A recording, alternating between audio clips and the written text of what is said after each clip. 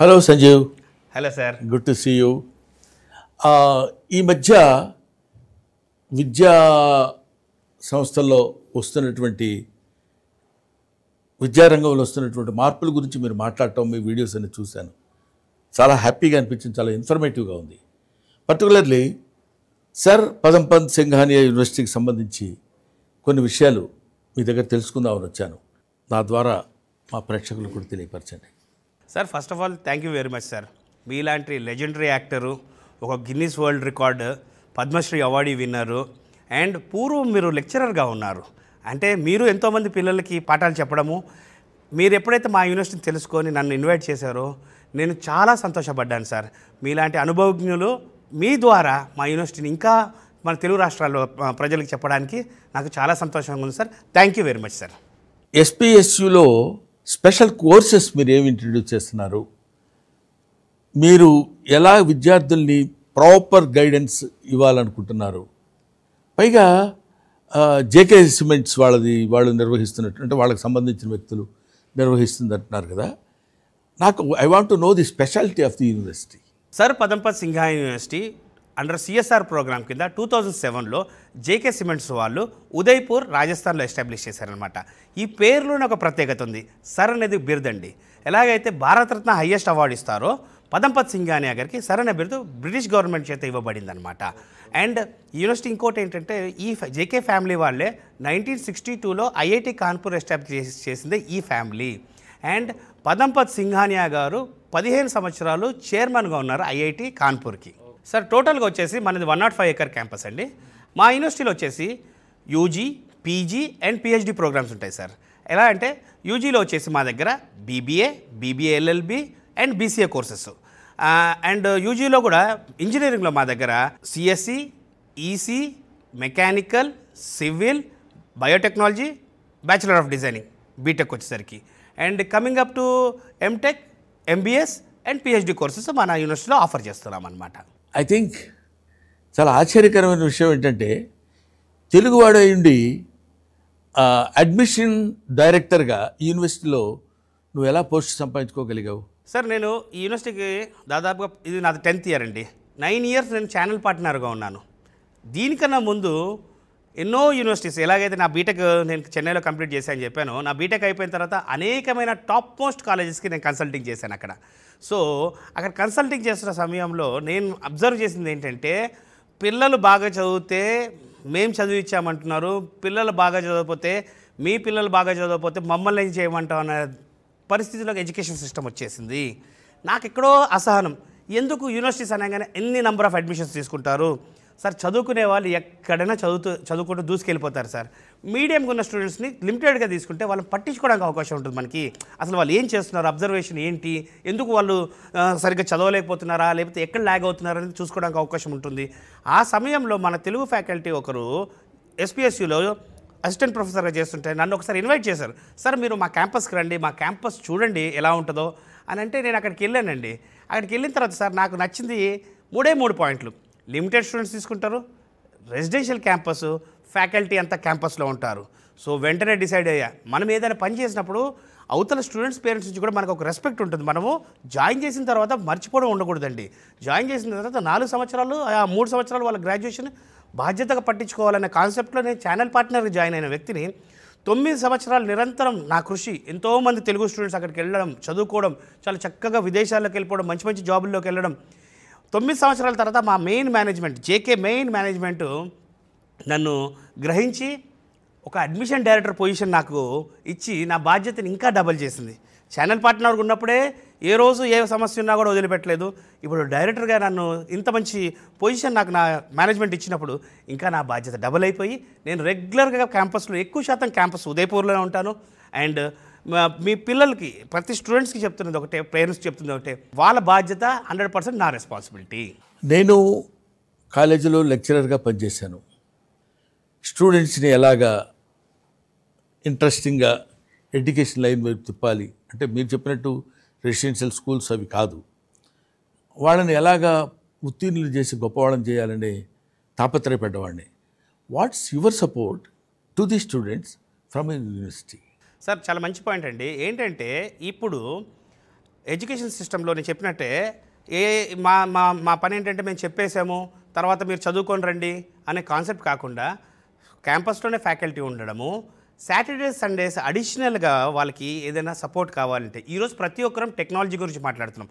Artificial intelligence, machine learning అంటున్నాం, cloud technology, data science, ఇన్ని technologies గురించి మాట్లాడుతున్నామే కానీ ఈ టెక్నాలజీస్ కన్నిటికీ ఏంటంటే ప్రాక్టీస్ చాలా ముఖ్యం సార్.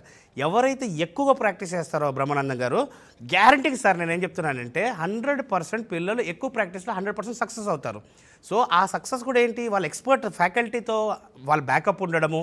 అండ్ ఇంకో విషయం అండి, ఇప్పుడు ఏంటి ఇక్కడ పిల్లలు మన ఈ ఏజ్ గ్రూప్ ఎలా ఉంటుంది అంటే పిల్లలు సాయంత్రం మనకి డే స్కాలర్గా ఇంటి నుంచి వెళ్ళి రావడము, సాయంత్రం వచ్చిన తర్వాత వాళ్ళ ఏజ్ గ్రూప్ వాళ్ళు ఎంతమంది ఉంటారండి?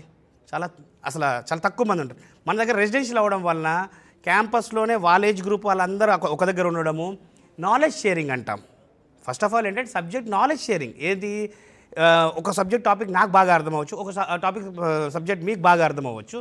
సో వీళ్ళిద్దరూ ఒక్కొక్క టాపిక్ షేర్ చేసుకోవడము. ఒకవేళ అప్పుడు కూడా క్లారిటీ రానప్పుడు Saturday Sunday faculty additional support తీసుకోవడం అనేది మన యూనివర్సిటీ నుంచి బ్రహ్మాండంగా ఉంటుందండి. మోస్ట్ ఇంట్రెస్టింగ్ క్వశ్చన్ అండి. ఈ ఎస్యు యూనివర్సిటీలో స్కాలర్షిప్స్ ఇస్తున్నారు కదా, అవి స్కాలర్షిప్స్ ఎలా ఇస్తున్నారు? ఏ ప్రామాణికంతో మీరు ఆ స్కాలర్షిప్స్ వాళ్ళకి అందేటట్టు చేస్తున్నారు? Being a CSR program JK cements వాళ్ళు ఆల్మోస్ట్ ఒక 22 crores వరకు స్కాలర్షిప్ ఇస్తున్నారు సార్. ఈ స్కాలర్షిప్ కూడా ఫస్ట్ ఇయర్ ఇచ్చి సెకండ్ ఇయర్ CGPA లేకపోతే మళ్ళీ ఫుల్ ఫీజు కట్టమండం అనేది ఉండదు. 4 years సేమ్ స్కాలర్షిప్ ఉంటుంది. అండ్ మెరిటోరియస్ స్కాలర్షిప్ అంటాం అనమాట. ఇది స్టూడెంట్స్కి ఎవరికైనా స్టూడెంట్స్కి 10th or ఇంటర్మీడియట్లో 90 above ఉందంటే స్ట్రైట్ అవే 60% స్కాలర్షిప్. 80 to 90 మధ్యలో ఉంది స్టూడెంట్స్కి ఎవరికైనా 10th or ఇంటర్లో 50% స్కాలర్షిప్. లేదు 60 to 80 మినిమం మన దగ్గర ఏంటంటే 60% మినిమం ఉండాలి. 60 to 80 మధ్యలో ఉంది అంటే 40% స్కాలర్షిప్ ఫర్ 4 years ఉంటుందండి. సో అందువల్ల మనది చాలా తక్కువ ఫీజుల్లో యూనివర్సిటీ ఇన్ని ఫెసిలిటీస్ సిఎస్ఆర్ ప్రోగ్రామ్ కింద జేకే స్పాన్సర్ చేస్తుంది కాబట్టి రన్ చేయగలుగుతున్నాం సార్. మోరోవర్ జేకే వాళ్ళు అంత 22 crores of rupees for the students as scholarships అంటే అప్రిషియేట్ చేయాల్సిన విషయం. సంజీవ్ గారు, తెలుగు రాష్ట్రాల్లో బ్రహ్మాండమైన యూనివర్సిటీస్ ఉన్నాయి, స్టాండర్డ్ యూనివర్సిటీస్ ఉన్నాయి, పెద్ద పెద్ద ర్యాంక్స్ తెచ్చుకున్న యూనివర్సిటీస్ ఉన్నాయి. ఇవి వదులుకుని మీ యూనివర్సిటీకి ప్రత్యేకంగా రావడానికి what are the specialities of your university? Sir చాలా మంచి ప్రశ్న సార్. ఇది ఏంటంటే నేను అంటుంది, నాకు ఏ యూనివర్సిటీస్ కూడా అన్ని యూనివర్సిటీస్ అంటే అన్ని యూనివర్సిటీస్ స్టాండర్డ్, ఇప్పుడైతే యూనివర్సిటీ స్టాండర్డ్స్ వస్తాయో ఆల్ ఫెసిలిటీస్ ఉంటేనే యూనివర్సిటీ స్టాండర్డ్స్ వస్తాయి. కానీ యూనివర్సిటీస్ అనేసరికి ఏమవుతుంది, 5,000 మంది నుంచి 20,000 మందిని స్టూడెంట్స్ని, అంటే I'm talking about the students 5,000 to 10,000 వరకు ఒక్కొక్క యూనివర్సిటీ తీసుకుంటే, when the number increases, when there is a large number of students in a group in a university, వాళ్ళకి ఎప్పుడు చూసినా ఎడ్యుకేషన్ ఒకటే కాదు సార్, ఎడ్యుకేషన్తో పాటు క్వాలిటీ ఆఫ్ లివింగ్ లైఫ్ ఏంటి, హాస్టల్ ఫెసిలిటీలో అనుకోండి, లేకపోతే ఫుడ్లో అనుకోండి, ప్రతిదీ వాళ్ళు అందాల్సిన దాంట్లో ఖచ్చితంగా అన్లిమిటెడ్ సీట్స్ ఉంటే పిల్లలకి 100% ఉండదు. బట్ వేరేస్ మన దగ్గర లిమిటెడ్ స్టూడెంట్స్ తీసుకొని రెసిడెన్షియల్ క్యాంపస్ సార్, ఈరోజు బాధగా చెప్తున్నాను సార్, పిల్లల్ని మనం ఏదో అవుతారని చెప్పి బయటికో లేదు ఇక్కడ లోకల్లో కూడా వాళ్ళు డైలీ ఇంటి నుంచి వెళ్ళొచ్చినా కూడా సేఫ్టీ లేదు సార్. ఎందుకంటే వాళ్ళు కాలేజ్కి వెళ్తున్నారా, బయటికి వెళ్తున్నారా, పేరెంట్స్ ప్రతిరోజు కాలేజ్కి కూడా వెళ్ళలేరండి. ఏజ్ వచ్చేసి జెన్జీ జనరేషన్లో ఎలా ఉన్నారంటే పిల్లలు, తర్వాత కష్టపడదాం, నెక్స్ట్ ఇయర్ చదువుదాం, నెక్స్ట్ సెమిస్టర్ చదువుదాం, నెక్స్ట్ సెమిస్టర్ లాస్ట్కి వచ్చేసరికి చదువుకున్న వాళ్ళేమో ఎప్పుడూ CGPAలు మెయింటైన్ చేసుకుంటూ వాళ్ళతో ప్రాబ్లం ఉండదు. మెజారిటీ స్టూడెంట్స్ ఏమైపోతుందంటే బీటెక్లో బ్యాక్లాగ్స్ అండి, బీటెక్లో డ్రాప్ అవుట్స్, లేదు బాబోయ్ ఈ బీటెక్ మాకు భారం అయిపోయింది, మేము చదవలేము, లేదు మేము చేయలేమని. పేరెంట్స్ ఏమనుకుంటున్నారు, అరే మా వాళ్ళు ఎక్కడో బయట రాష్ట్రాలకు వెళ్ళి బాగా చదువుతున్నారు, కానీ వాళ్ళు బయట రూములు తీసుకొని ఆ కాలేజీలకు వెళ్లకుండా ఎందుకు? నా స్వార్థం ఏంటంటే ఒక తెలుగువాడిగా 10 సంవత్సరాల నుంచి యూనివర్సిటీ నేను నమ్ముకుంది ఏంటంటే, మనం పిల్లల్ని పంపిస్తే ఫ్యామిలీగా ఫ్యాకల్టీస్ అందరు క్యాంపస్లో ఉండి, అంటే mother father even vice chancellor కూడా క్యాంపస్లో ఉంటారండి. మదర్ ఫాదర్ ఉంటే ఎంత జాగ్రత్తగా ఉంటుందో ఒక ఇల్లు, అంత సేఫ్టీ వైజ్గా ఫస్ట్ ప్రయారిటీ నేను ఇచ్చాను. సో మన యూనివర్సిటీలో సేఫ్టీ కన్సర్న్స్ చాలా ఎక్కువ ఉంటాయి.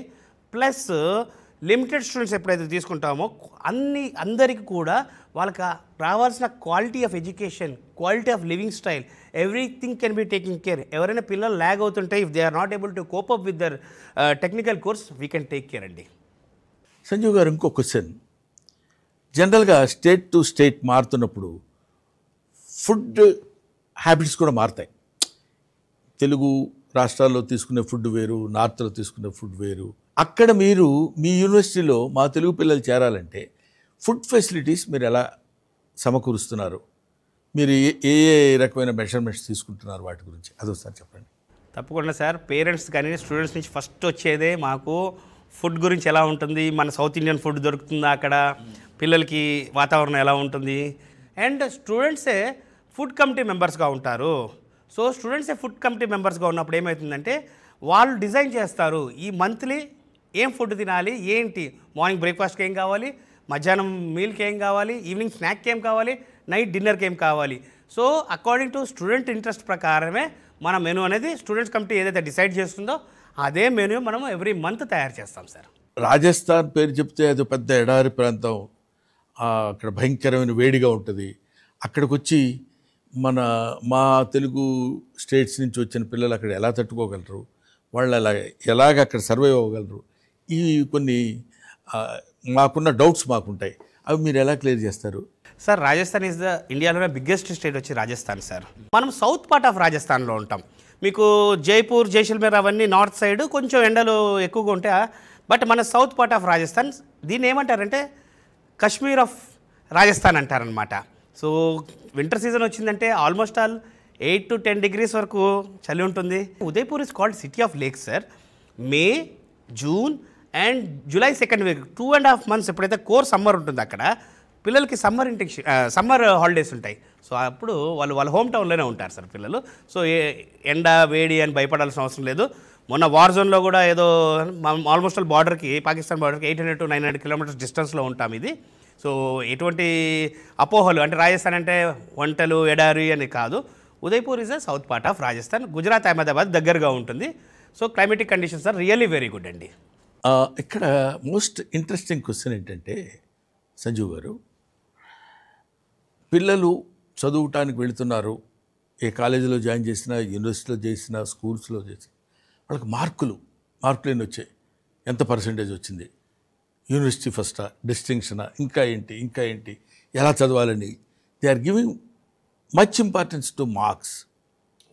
అలాంటి మార్క్స్ తెచ్చుకోవడం కోసం పిల్లల్ని మీరు ఏ విధంగా ట్రీట్ చేస్తారు, ఏ విధమైన స్పెషల్ గైడెన్స్ తీసుకుంటారు అది చెప్పండి. సార్, ఇప్పుడు ఏదైతే మీకు ఇండస్ట్రీ ఓరియంటెడ్ కరికులం చెప్పాను, తర్వాత ఇండస్ట్రీ పార్ట్నర్షిప్స్ లైక్ ఎల్ఎన్టీ కానివ్వండి, జీబియా కానివ్వండి, ఈ అన్ని ఆల్ ఆస్పెక్ట్స్లో మనము పిల్లలకి ది బెస్ట్, అంటే వాళ్ళ మీద ప్రెషర్ లేకుండా, నేను కరికులం కూడా చెప్పాను, ఇండస్ట్రీ కరికులం ఏదైతే చెప్పాను, ప్రెషర్ లేకుండా మనము ఇవన్నీ ఇస్తున్నాము. కానీ ఇక్కడ గ్రాడ్యుయేషన్కి వచ్చేసరికి పిల్లలు వాళ్ళు సొంతంగా చదువుకోవాలి. యూనివర్సిటీ అనేది ఒక ప్లాట్ఫామ్ ఇస్తుంది. ఆ ప్లాట్ఫారంలో సార్ ఒక క్లాస్లో 60 మందికి స్టూడెంట్స్కి ఒకే ర్యాంక్ ఎలాగైతే రాదో అంతే ప్రాక్టికల్గా స్టూడెంట్స్కి మనం ఇచ్చే ఎన్విరాన్మెంట్. సార్ మా దగ్గర నేను చెప్పినట్టు మా దగ్గర బయట నుంచి రావడాలు, బయట తిరగడాలు లేదు. సాయంత్రం అయ్యేసరికి పిల్లలందరూ క్యాంపస్లో ఉంటారు. ఆ ఏజ్ గ్రూప్ వాళ్ళు ఒక దగ్గర ఉంటే చెప్పింది బాగుంది. ఎందుకంటే it's like a home, father, mother, parents అందరూ అండర్ వన్ రూఫ్ అనే కాన్సెప్ట్ మీరు చేసిన దాని బాగుందండి. సో టెక్నాలజీ పరంగా అదే పిల్లలు అంతా వాళ్ళ ఏజ్ గ్రూప్ వాళ్ళు ఉంటారు కాబట్టి నాలెడ్జ్ షేరింగ్ అనేది చాలా ఈజీగా ఉంటుంది సార్. చాలా ఫన్నీ క్వశ్చన్ ఏంటంటే సంజీవ్ గారు, ఇప్పటి వరకు సెక్షన్స్, చదువు ఎలా చదివించాలి, ఏం చేయాలి, సబ్జెక్ట్స్ ఏంటి, కోర్సెస్ ఏంటి, ఇవన్నీ చెప్పారు, బాగానే ఉంది. But with all these things we need entertainment, cultural side కూడా, because I belong to cultural side man. ఎలాగా మీరు ఏ రకమైన పద్ధతులు ఎలాంటి ఇవి తీసుకొని కల్చరల్ యాక్టివిటీస్ని మీరు ఎలా డెవలప్ చేయాలి? ఎందుకంటే కేవలం ఒకే మూసలో కాకుండా ఇంకొక పద్ధతిలో వీటితో పాటు వాళ్ళకి కల్చరల్గా ఒక సాంగ్స్ అని, డాన్సెస్ అని, ఈ లలిత కళలు ఉంటాయి చూడండి, ఫైన్ ఆర్ట్స్, అవి డెవలప్ చేయడానికి మీ యూనివర్సిటీలో ఏమైనా ఛాన్సెస్ ఉన్నాయా, చేస్తున్నారా, దాని రిజల్ట్ ఏమైనా ఉందా? I want that information. Sir, మన కల్చర్, మన ట్రెడిషన్ మాత్రం ఎక్కడ మిస్ చేయకుండా, ఈవెన్ సంక్రాంతి టైంలో కూడా సంక్రాంతి బొమ్మల దగ్గర నుంచి మనం యూనివర్సిటీ క్యాంపస్లో సంక్రాంతి సెలబ్రేట్ చేసాం, ఉగాది సెలబ్రేట్ చేసాం. సో వాళ్ళు పండగలకి ఇంటికి రాలేని అంశాల్లో కూడా మనం అక్కడ పిల్లలకి సెలబ్రేట్ చేయడమే కాకుండా దాంట్లోనే ముగ్గులు పోటీలని, కైట్స్ ఫ్లయింగ్ అని, సో అనేకమని, ఈవెన్ వినాయక చవితి అప్పుడు కూడా చక్కగా మన క్యాంపస్లో 11 రోజులు విఘ్నేశ్వరుడిని పూజించుకొని నిమజ్జనానికి అందరూ స్టాఫ్, ఫ్యాకల్టీ, మన స్టూడెంట్స్ అందరం కలిసి దగ్గరలో ఉన్న లేక్లో నిమజ్జనం చేసి వచ్చామండి. ఈ కల్చరల్ యాక్టివిటీసే కాకుండా మళ్ళీ కాలేజీలో ఫెస్ట్ జరుగుతుంటాయి. అండ్ నేను చెప్పాను చూసారా 22 స్పోర్ట్స్ క్లబ్స్ ఉన్నాయి మన దగ్గర. Cricket, football, volleyball, basketball, indoor badminton courts, gym facility, TT, ఇన్ని ఫెసిలిటీస్, స్పోర్ట్స్ ఫెసిలిటీస్ ఉన్నాయి. ఆల్మోస్ట్ ఒక 25 క్లబ్స్ ఉన్నాయండి మన దగ్గర. So all the things are included for the స్టూడెంట్స్కి. నాట్ ఓన్లీ ఎడ్యుకేషన్తో పాటు ఎంటర్టైన్మెంట్కి కూడా వాళ్ళకి రావాల్సిన ప్రతిది కూడా వీఆర్ పర్సనలీ టేకింగ్ కేర్ అండి. ఇంకో విషయం, మీ యూనివర్సిటీలో చదువుకున్న విద్యార్థులకి మీరే ఉద్యోగ అవకాశాలు ఇప్పిస్తారని విన్నాను. అది మోస్ట్ అప్రిషియేట్ చేయాల్సినటువంటి విషయం. అది ఎంతవరకు ఎలాగా మీరు ఆచరణలో పెడుతున్నారు? Definitely sir. ఎప్పుడైతే లిమిటెడ్ స్టూడెంట్స్ తీసుకుంటున్నామో దాంట్లోనే వీ కెన్ మేక్అవుట్ క్లియర్గా మంచి మెరిటోరియస్ స్టూడెంట్స్. అంటే మీరు మొదటి నుంచి మీరు చెప్తున్న దానిలో చాలా ఇంట్రెస్టింగ్ పాయింట్ ఏంటంటే లిమిటెడ్. కొంచెం లిమిటెడ్గా ఉన్నప్పుడు less luggage, more comfortable. Exactly sir. అలాగా మీరు ఆ లిమిటెడ్ దానిలో నుంచే మీరు చేసేటువంటి కార్యక్రమాలన్నీ సక్రమంగా చేయడానికి అవకాశం ఉంటుంది అంటారు మీరు? 100% స్పెసిఫిక్గా డిఫైన్ అయిపోతుంది కదా సార్. నంబర్ అనేది డిఫైన్ అయిపోతుంది. మనకి ఇంతమంది ఉన్నారు, ఈ పర్సంటేజెస్ ఇంత ఉన్నాయి. సో అది కాకుండా ఎల్ఎన్టీ ఎడ్యుటెక్ ప్రోగ్రామ్స్ ఏవైతే ఇండస్ట్రీ పార్ట్నర్షిప్స్ ఇవన్నీ ఉన్నాయో, ఇవే కాకుండా మనం ఇండస్ట్రీ ఇంటర్న్షిప్ ప్రోగ్రామ్స్ పిల్లలకి ఏంటంటే సమ్మర్ వెకేషన్ చెప్పాను కదా సార్, ఆ సమ్మర్ వెకేషన్లో ఇంటర్న్షిప్ ప్రోగ్రామ్ ఆపర్చునిటీస్ ఇవన్నీ కల్పించడము, ప్రాక్టికల్ మోరార్ థియరిటికల్ కాకుండా ప్రాక్టికల్గా పిల్లల్ని ఇండస్ట్రీ రెడీ కరికులంతో వాళ్ళని మనం చేస్తున్నాం. రైట్. ప్రస్తుతం విద్యారంగంలో టెక్నికల్గా బోల్డన్ని చేంజెస్ వస్తున్నాయి కదా, మీరు వాటిని మీ యూనివర్సిటీలో ఇంప్లిమెంట్ చేయడం కోసం మీరు ఎలాంటి మెజర్మెంట్స్ తీసుకుంటున్నారు? సార్, వరల్డ్ క్లాస్ ఇన్ఫ్రాస్ట్రక్చర్కి వచ్చేసరికి digital class room, digital libraries, మనకి కావాల్సిన కంప్యూటర్ ల్యాబ్ ఫెసిలిటీస్ కానివ్వండి, everything. Not only digital class rooms అండి, ఈవెన్ హాస్టల్స్ కూడా ఇంక్లూడ్ అయి ఉంటాయి. హాస్టల్స్ దగ్గర నుంచి, మెస్ దగ్గర నుంచి టోటల్గా మనది ఇన్ఫ్రాస్ట్రక్చర్ ఏదైతే ఉందో it meets the world class infrastructure. Sanjeev garu, what's your role to make the student betterment? మీరు బాగా స్టూడెంట్స్ని మంచి వృద్ధిలోకి తీసుకురావాలని మీరు మాట్లాడే విధానం, మీరు చెప్తున్న పద్ధతి చూస్తుంటే చాలా ఎంతూజియాస్టిక్గా ఉన్నారు. యూ విల్ డూ మిరాకిల్స్ అనే ఆలోచన కూడా నాకు వస్తుంది, అనే థాట్ కూడా నాకు కల్పిస్తున్నారు. It's very nice. At the same time మీరు ఏం తీసుకుంటున్నారు జాగ్రత్తలు? మీరు చెప్తున్నారు ఇందాటి నుంచి మేము ఇలాగండి అలాగండి అని. Okay, we accept that. Particularly ఈ విషయంలో మీరు పర్సనల్గా, సంజీవ్ పర్సనల్గా యూనివర్సిటీ గురించి, స్టూడెంట్స్ గురించి మీరు ఏం జాగ్రత్తలు తీసుకుంటున్నారు? నేను ఒకప్పుడు ఛానల్ పార్ట్నర్గా ఉన్నప్పుడే ఎవరైనా స్టూడెంట్స్ జాయిన్ చేసినా వాళ్ళు కంప్లీట్ అయ్యేంత వరకు బాధ్యత తీసుకునేవాడు సార్. సో నేనేంటంటే మీ ద్వారా ప్రతి పేరెంట్స్కి కన్వే చేసేది మెసేజ్ ఏంటంటే, మీ పిల్లల్ని మాకు ఇవ్వండి, నేను చూసుకుంటాను, మీరు ఎవరు టెన్షన్ పడాల్సిన అవసరం లేదు. నేను ఈ మాట ఇంత నమ్మకంగా ఎందుకు చెప్తున్నానంటే, మా వైస్ ఛాన్సలర్ దగ్గర నుంచి, ఫ్యాకల్టీ దగ్గర నుంచి, వాళ్ళ ఫ్యామిలీస్తో క్యాంపస్లో స్టే చేసి అందరు పిల్లలు ఇంత చక్కగా చూసుకుంటున్నారు కాబట్టి నాకు ఇంత ధైర్యంగా నేను చెప్తున్నాను. అసలు చాలామంది పేరెంట్స్లో కన్ఫ్యూజన్ ఉంది. చాలామంది పేరెంట్స్కి అయ్యో బయటికి పంపిస్తున్నాము, ఎలా ఉంటున్నారో ఏముంటున్నారో ఏమి టెన్షన్ పడాల్సిన అవసరం లేదండి. ఫ్యామిలీ అండర్ వన్ రూఫ్ లాగా మన యూనివర్సిటీలో చాలా చక్కగా ఉంటాం. 100% ప్లేస్మెంట్స్ అని ప్రతి యూనివర్సిటీ వదలగొట్టేస్తుంది. Is it possible Sanjeev garu? Brahmananda గారు, చాలా మంచి క్వశ్చన్ సార్ ఇది. ఎందుకంటే అందరూ 100% ప్లేస్మెంట్ అని చెప్తున్నారు, కానీ అండి తీసుకున్న వాళ్ళందరూ ప్లేస్మెంట్ చేయడం ఎట్లా సాధ్యపడుతుంది సార్? 100% ప్లేస్మెంట్ అంటే ఏంటనేది నేను చెప్తాను చూడండి. మీకు ఎలిజిబిలిటీ క్రైటీరియా అని ఒకటి ఉంటుంది. స్టూడెంట్కి 8 to 8.5 మినిమం CGPA ఉండాలి. ఇంటర్న్షిప్ ప్రోగ్రామ్స్ మినిమం ఒక 2 ఇంటర్న్షిప్ ప్రోగ్రామ్స్ చేసి ఉండాలి. తర్వాత వర్క్షాప్స్, ముఖ్యంగా ఏంటంటే అనేక రకమైన వర్క్షాప్స్ ఉన్నాయి. దాంట్లో ఒక్క వర్క్షాప్ గురించి చెప్తాను. Communication skills. ఈరోజు ప్రతి స్టూడెంట్కి, పేరెంట్కి గూగుల్, మైక్రోసాఫ్ట్లో జాబ్ రావాలంటున్నారు, కానీ కమ్యూనికేషన్ స్కిల్స్లో చాలా నిల్లుగా ఉంటున్నారు. Student has to practice himself. Student practice చేయాలి ఇవన్నీ. దీని తర్వాత మినీ ప్రాజెక్ట్ ఇంత లిస్ట్ ఉంది సార్. ఇంత లిస్ట్ ఎవరైతే కంప్లీట్ చేస్తారో ఖచ్చితంగా వారు 100% ప్లేస్ అవుతారు. జనరల్గా యూనివర్సిటీస్ ఆగస్టు, సెప్టెంబర్లో స్టార్ట్ అవుతాయి కదా అకాడమిక్ ఇయర్స్, నాకు తెలిసి. అటువంటిది మీరు ఎర్లీగా స్టార్ట్ చేయాలని ఎందుకు అనుకుంటున్నారు? సార్ యాక్చువల్లీ చెప్పాలంటే ఇక్కడ కౌన్సిలింగ్స్ అయిపోయి ఇవన్నీ అయిపోయేసరికి మనకి ఆగస్టు సెప్టెంబర్ అవుతుంది. బట్ మనది మాత్రం జూలై ఫస్ట్ వీక్ నుంచి కాలేజ్ స్టార్ట్ అయిపోతుంది. This is the only university in India which is offering 1 month induction classes, orientation classes, workshops, తర్వాత ఇండస్ట్రీ ఎక్స్పర్ట్స్ ఇవన్నీ చేపిస్తున్నాం. ఎందుకంటే ఈరోజు మన అందరం టెక్నాలజీ గురించి మాట్లాడుకుంటున్నాము. కానీ ఈ టెక్నాలజీ అనేది ఎవరు ఫస్ట్ తెలుసుకోవాలంటే స్టూడెంట్ తెలుసుకోవాలి. ఒక 1 month కనుక ఈ ప్రాక్టీస్ అంతా చేపిస్తే తను తీసుకున్న కోర్స్, తను ఏదైతే ఎంచుకున్నాడో కోర్స్, ఈరోజు వాళ్ళ బ్రదర్ చెప్పాడనో వాళ్ళ రిలేటివ్స్ చెప్పారనో ఒక కోర్స్ ఎంచుకుంటున్నారు. కానీ 1 month వాళ్ళు అక్కడికి వచ్చి ఎక్స్పీరియన్స్ చేస్తే they will understand what course they are going to study. If any changes కావాలంటుకోవడం కూడా వాళ్ళు ఇంటర్నల్గా కోర్స్ అనేది చేంజ్ చేసుకోవడానికి ఆపర్చునిటీ ఉంటుంది వాళ్ళ బ్రైట్ ఫ్యూచర్ కోసం. సంజీవ్ గారు, పేరెంటల్ పోలీసింగ్ అని కొత్తగా ఏదో ఇంట్రడ్యూస్ చేశారంట, ఏంటి దాని ఇన్ఫర్మేషన్ చెప్పండి. సార్, పేరెంటల్ పోలీసింగ్ అంటే నేను ఇప్పుడు చెప్తున్నాను సరే, దాదాపుగా ఎన్ని ఇయర్స్ ఎక్స్పీరియన్స్లో ఎంత చూస్తున్నా కూడా ఎంత మనం పిల్లల్ని కంట్రోల్ చేసినా ఏం చేసినా వాళ్ళ వయసు అట్లాంటిది. సో నాకు ఒక ఆలోచన కలిగింది ఏంటంటే, ఇప్పుడు మన దగ్గర తెలుగు రాష్ట్రాల నుంచి ఒక 600 మంది 800 మంది దాకా అడ్మిషన్ తీసుకుంటున్నారు. నేనేమంటానంటే పేరెంట్స్, మీరు ఒక్కొక్క పేరెంట్ నేను కొన్ని స్లాట్స్ ఇస్తాను. ఓకే, ఇప్పుడు ఫర్ ఎగ్జాంపుల్ జూలై నెలలో ఒక వారం రోజులు ఒక మదర్ ఫాదరు ఇంకో మదర్ ఫాదర్ అంటే 4, మీకు క్యాంపస్లోనే అకామిడేషను ఫుడ్ అన్నీ నేను ఇస్తా. మీ పిల్లల కోసం ఒక వారం వచ్చి ఉండండి. వారం వచ్చిన రోజు మీ అబ్బాయిని చూడమని చెప్పట్లా, అందరు పిల్లల్ని చూడండి. అసలు కాలేజ్ అయిపోయినాక ఏం చేస్తున్నారు, మేమెంత రూల్స్ పెట్టినా ఏమైనా తప్పు చేస్తుంటే మీరు ఒక తల్లిదండ్రులుగా వాళ్ళని అడగచ్చు, ఏంటమ్మా ఇది ఏంటి విషయం. అలా కాకుండా ఫుడ్ బాగోకపోతే కూడా మీరు మాకు డైరెక్ట్గా ఏం ఫుడ్ పెడుతున్నాము, అక్కడ ఏం క్వాలిటీ ఫుడ్ పెడుతున్నాము అంటే 24 గంటలు 365 days పేరెంట్ పోలీసింగ్, ఒక తల్లిదండ్రుల యొక్క పర్యవేక్షణలో ఒక యూనివర్సిటీ ఆలోచన అనేది ఫస్ట్ టైం ఇన్ ఇండియా. ఎస్పీఎస్యూకి నేను చెప్పడము, మా వీసీ సార్కి, ఆయన చాలా బాగుంది ఈ ఆలోచన.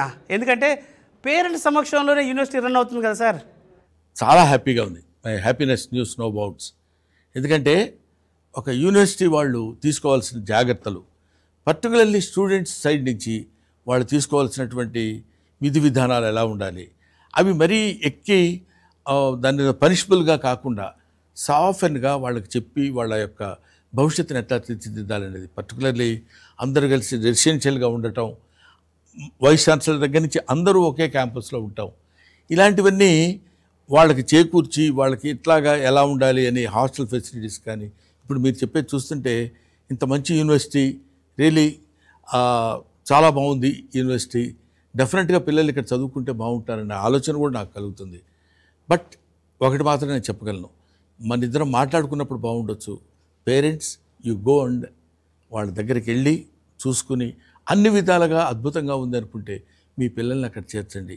వాళ్ళు మనకి నార్త్ సౌత్ అనే భేదం లేదు, ఫుడ్ తేడా లేదు, అక్కడ ఉన్నటువంటి ఎన్విరాన్మెంట్ తేడా లేదు, వీటన్నిటికి కావాల్సిన శ్రద్ధ తీసుకుంటున్నారు. కాబట్టి I wish you all the best my dear Sanjeev.